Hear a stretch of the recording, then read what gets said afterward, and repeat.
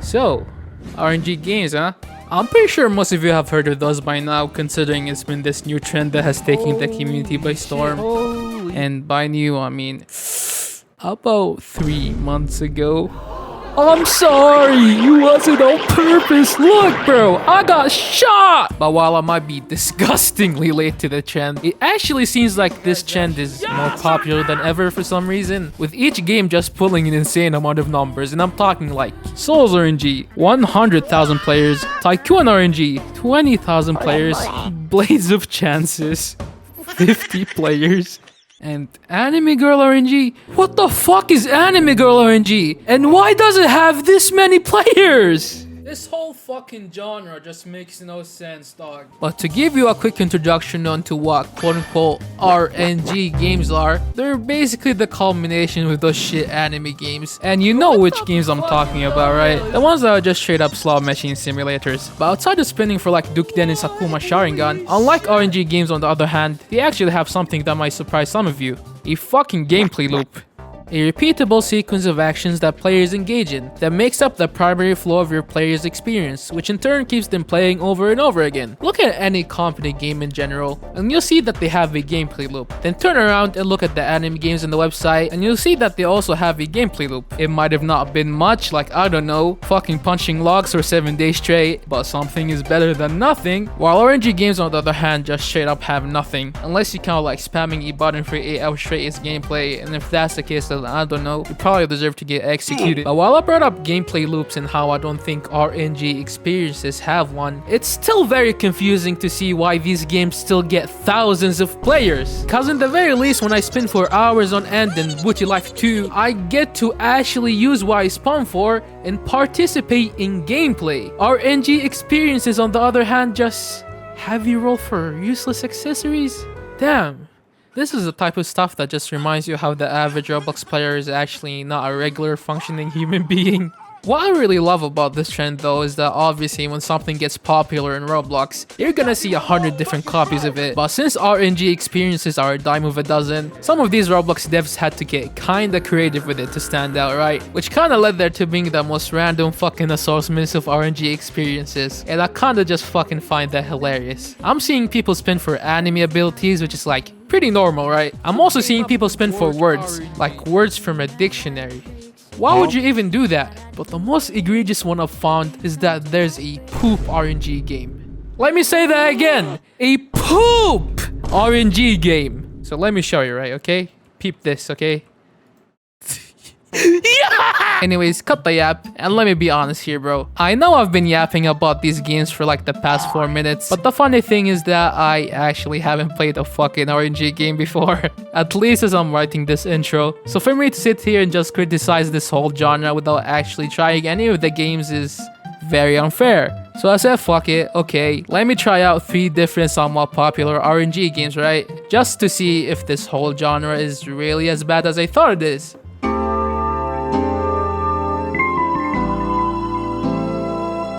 After playing for 30 minutes, I sorta kinda get why people like them, but not really. I think there's like a dopamine rush from rolling something rare, and that's kinda what gets people going, you know. In combination with the social aspect of it, where people just go into public servers, equip their incredibly rare aura just to flex on people, you know, kinda like, look at how lucky I am compared to you, you fucking peasant. You know what it reminds me of? Prime a Bizarre Day, when you just see people sitting in a circle, posing while flexing the rare stand. But at least ABD had something to it outside of rolling for rare shit, right? While this on the other hand has as much gameplay as Diddy Clicking Simulator. Fucking nothing, bro. Man, what the fuck? Now onto the mechanics side of the game. Souls RNG gives their players a sense of progression by giving them quests, which I'm pretty sure nobody gives a fuck about. Okay, completely unrelated to the topic, right? But whoever made this model has to be one very, very freaky motherfucker. That's it, that's all I had to say. It also has them grinding for gloves, which does give them a luck boost, but it's like, yeah, wow. From 1 in 200 million to 1 in 100 million.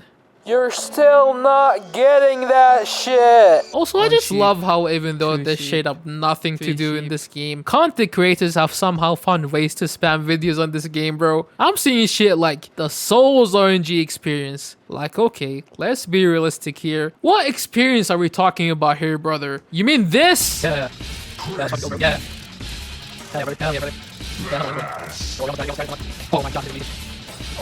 Oh my god. And the utmost preposterous shit I'm seeing is that there's also guide videos. Best strategy for Souls RNG. 25 fucking minutes. Like, what strategy is there, bro? You mean like 25 minutes to tell you to download a fucking auto clicker? Also, what the fuck is the beginner's guide to Souls RNG? If you really need a guide to play this game, you might be like a bottom tier human. You're in like the lowest echelon of human intelligence. Brother, you make XUC and Aiden Ross look like geniuses, bro. You know those lab experiments where they put a mouse in a maze to see how fast they solve them? I reckon you do way worse than a mouse, you fucking Nimrod. You know what? Blade of Chances is a RNG game where you literally just spin for swords. And it might also be one of the worst games I've ever fucking played. Blade's RNG has a gimmick of having quote-unquote sword fighting combat, and this might be the most sorry excuse of a combat system that I've ever fucking seen. The combat has as much depth as LeBron clicker. Do I have to say anything? It's straight up the definition of an M1 simulator. You hit somebody and then boom, they're in an infinite fucking combo. Put an anti-clicker on and you're straight up pulling Genghis Khan numbers. That is, if there's literally anybody to even fucking fight with, bro. Cause every server is filled with AFK people. Like, this game made it clear that an RNG experience and combat are two things that do not mix well. It's like putting guns in Pet Simulator. It just does not make any sense. Well, maybe sometimes it does. Hey, hands up, you little shit. Give me that pet. Outside of the awful combat, though, it's just Souls RNG. Like, straight up Souls RNG in every single way. Mechanics and everything. Fucking Control C, Control V. But I guess maybe there's a small difference because this game has a boss fight, which is about as well made as any random mob in fucking Blox Fruits. I really applaud these devs though, because they've done something that I found very commendable. They turned an RNG game pay to win. Like, how? How? Because there's a fucking premium currency system, which you used to buy, guess what? Loot boxes. You know how greedy you gotta be to somehow find a way to add loot boxes to a loot box simulator? Like, what the fuck? And what I find absolutely hilarious about this all is that I remember opening Twitter a couple of days ago and just scrolling past this one tweet, and let me just fucking show you. After hyper-focusing on deving lately, I can confidently say that most of these Roblox games are trash. I knew before, but now I'm more than 1,000% sure that most devs just don't care. They can and could, but they won't. They'd rather just put out garbage and get a quick bag to try to flex in all these whack-ass dev servers or groups.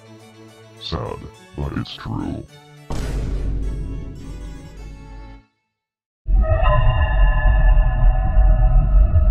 It's just another RNG game, bro. Well, it's actually also a tycoon. No, the fuck it's not! I know it's supposed to be a tycoon, but all I can really say is, what is the point of this game? Why should I sit here and spend my time playing this game? What is the angle here? Because think about it. Whenever you play a regular tycoon like a Princess Tycoon, for example, there is a reason for you to sit there and grind. Like, I play Princess Tycoon because I want to upgrade my tycoon, get cool weapons, unlock all the cool dresses, dress my avatar up in some cute ass dresses so I can be a strong bad bitch, right? But with Tycoon RNG, it's like, what is the angle here? It's literally just infinite. It never ends. What am I building up for? Why am I playing this game? I do not get it. And I guess I'm probably the only one who feels this way because this game has 20,000 players.